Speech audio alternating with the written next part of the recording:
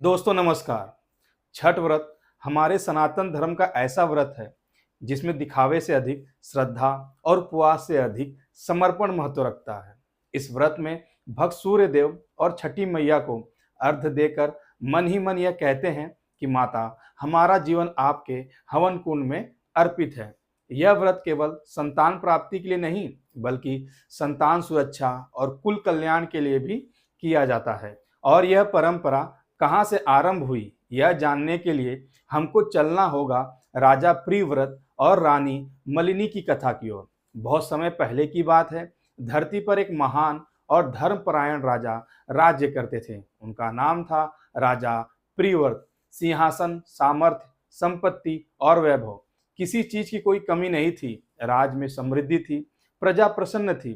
परंतु उनके जीवन में एक रिक्तता भी थी कि उनके पास कोई संतान नहीं थी।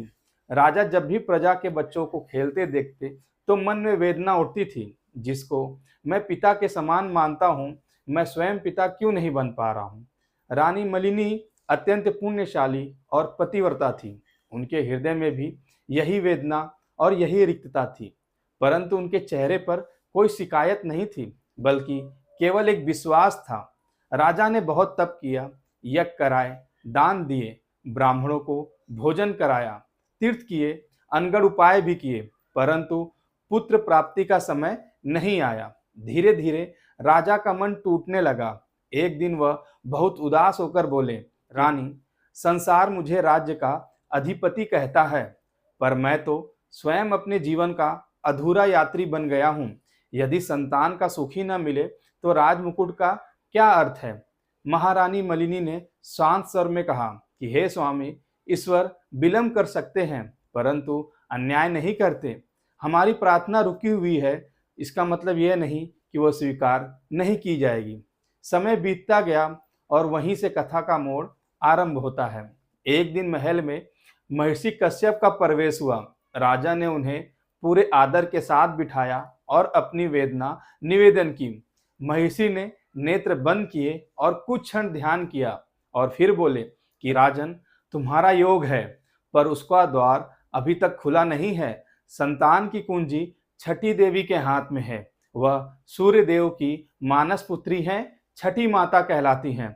श्रद्धा से उनका व्रत करो और संतान का सुख तुम्हें अवश्य मिलेगा। इस एक वाक्य ने राजा और रानी के हृदय को आश्वासन दे दिया।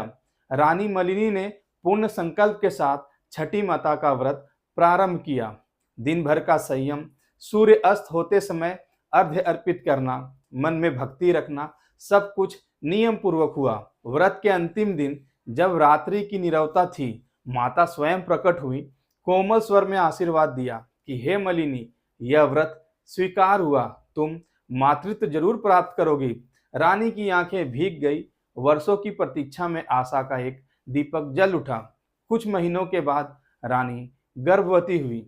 राजा प्रसन्न हुए, प्रजा बहुत ही उत्साहित हुई। वर्षों का वनवास मानो समाप्त हो रहा था और कुछ समय के बाद रानी ने एक बालक को जन्म दिया।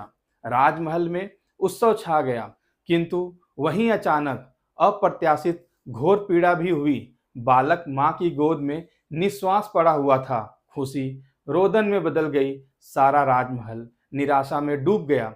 रानी मलिनी विवश होकर रोने लगी और कहने लगी कि हे माता, क्या मैंने नियम में कोई त्रुटि कर दी? आखिर किस अपराध से मेरा आंचल आपने फिर सुना कर दिया? क्योंकि यह आशीर्वाद भी तो आपका ही दिया हुआ था।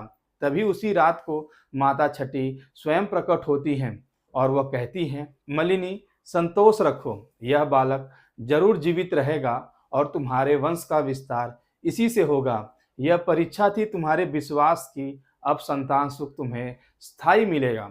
माता ने बालक को स्पर्श किया और बालक ने पहली बार किलकारी भरी।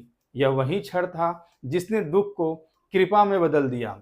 रानी के नेत्र से जो आंसू गिरे वह शोक के नहीं बल्कि प्रसाद के रूप के अश्रु थे। राजा रानी ने प्रण लिया, जिस व्रत से हमें संतान सुख मिला उसी व्रत को हम वंश में परंपरा के रूप में चलाएंगे।